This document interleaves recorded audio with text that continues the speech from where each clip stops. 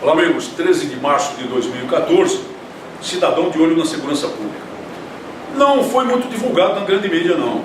Mas a proposta de emenda constitucional número 33 de 2012, de autoria do senador Aloysio Nunes Ferreira Filho, cujo objetivo era flexibilizar as regras de imputabilidade penal, reduzindo, em certos casos, para 16 anos a idade de responsabilidade penal de adolescentes, foi derrubada na Comissão de Constituição e Justiça do Senado. Viram, observaram, verificaram algum órgão da grande mídia divulgando isso? Mas aconteceu. Está lá no Jornal do Senado, de 20 de fevereiro de 2014. Não que esse projeto fosse uma maravilha. Ele era cheio de obliquidades, como, aliás, é comum nos políticos que, sendo de esquerda, se sentem envergonhados de fazer oposição a um poder de esquerda. E esse é o caso do ilustre senador a que me referi e do partido dele, cuja conduta é renitente nesse sentido, o PSDB. Mas, de qualquer maneira, o projeto era um avanço, porque ele permitia a desconstituição, a desconsideração da inimputabilidade penal. Não é que acabava completamente com a inimputabilidade penal antes dos 18 anos, mas permitia a desconsideração dela, desde que a pessoa praticasse o fato e tivesse mais de 16 anos, proposta pelo Ministério Público como um incidente no processo, seguidas desde que se verificassem certas condições muito complexas. Mas era um avanço e poderia ser uma sinalização à nação brasileira que finalmente o Poder Legislativo havia se sensibilizado com essa questão, havia se sensibilizado com a necessidade de tomar uma providência contra a chacina praticada por criminosos adolescentes, contra as pessoas comuns, e finalmente tivesse atendido à grita da população, que em termos de quase 80%, todas as pesquisas mostram isso, algumas pesquisas com índices até superiores a isso, desejam uma reforma desse ponto na Constituição para a diminuição da imputabilidade penal, pelo menos para 16 anos de idade. Mas a Comissão de Constituição e Justiça, dominada maciçamente pelo governo, derrubou o projeto e, portanto, fez o que tem feito sempre o Legislativo, quase sempre o Legislativo em matéria de segurança pública. Legislou contra a população e legislou a favor do bandido. Não se pode dizer de outra maneira o que aconteceu nesse infeliz dia 20 de fevereiro de 2014. 20 de fevereiro foi a publicação, foi no dia 19 de fevereiro de 2014, na sessão da Comissão de Constituição e Justiça do Senado. Enquanto isso, o que é que faz o atual poder? Vai financiando os tontomacutes aqui do Brasil.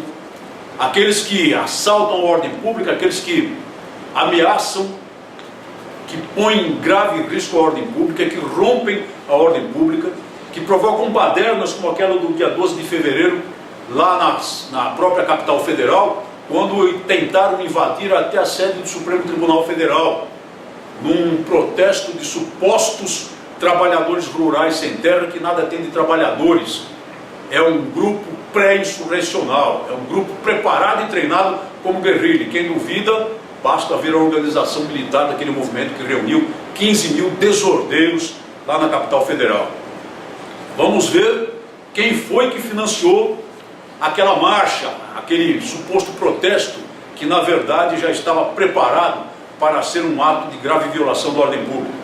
O INCRA, que é um órgão governamental, Instituto Nacional de Colonização e Reforma Agrária, entregou 448 mil reais para o financiamento desse movimento. 448 mil reais de dinheiro público, do seu dinheiro, dos seus impostos. A Caixa Econômica Federal, que é a menininha dos olhos do Bolsa Família, do governo, dos programas habitacionais do governo, que é um banco público, destinou, juntamente com o Banco Nacional de Desenvolvimento Econômico e Social, outro banco público, nada menos do que 550 mil reais, quase R$1 milhão no total, para financiar baderneiros que foram lá sobressaltar a população ordeira e pacífica da capital federal. E deixaram 30 policiais militares feridos, alguns deles em estado grave, alguns deles que terão sequelas para sempre, danos físicos irrecuperáveis.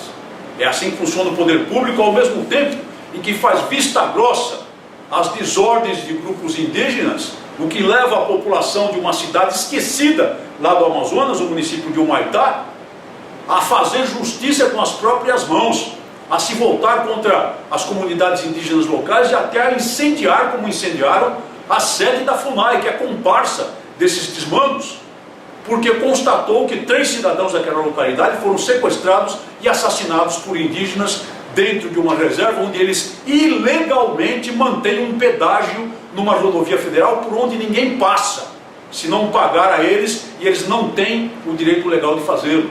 Mataram 3 cidadãos locais, e a omissão do governo, a omissão da polícia local, da polícia federal, levou a essa revolta populacional, a revolta da população. E continua o atual poder e o governo a fazer estrepolias, financiando os desordeiros e favorecendo condições para os desordeiros.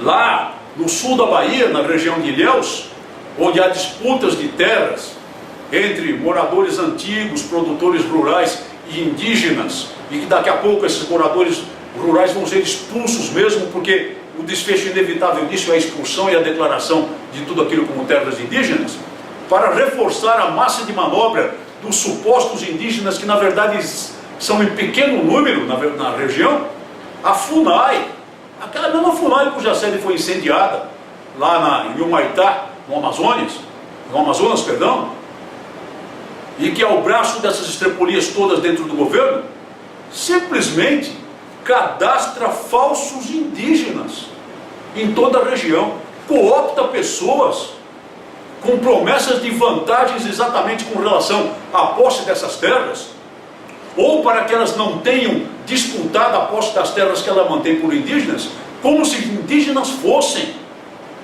para engrossar o caldo de um suposto grande movimento indígena na região. Matéria comprovada e documentada, e nós vamos mostrar aqui o link para que as pessoas possam verificar a matéria muito bem fundamentada, veiculada pela Band UOL nesse sentido. Esse é o poder sob o qual nós vivemos, que caminha a largos passos para o totalitarismo chavista. E enquanto isso, o cidadão comum aqui acuado vai sendo instigado a se acovardar e a se submeter ao poder do crime, ficando cada vez mais apavorado e assustado e sem recursos para prover a sua própria defesa quando o Estado Armado lhe falha. Isso acontece infelizmente com muita frequência, porque não pode a pessoa comum ter acesso a uma simples arma de fogo, prosaica arma de fogo de defesa para proteger a si, a sua família e até a vizinhança, se for necessário. Muito obrigado por sua atenção e até o nosso próximo programa.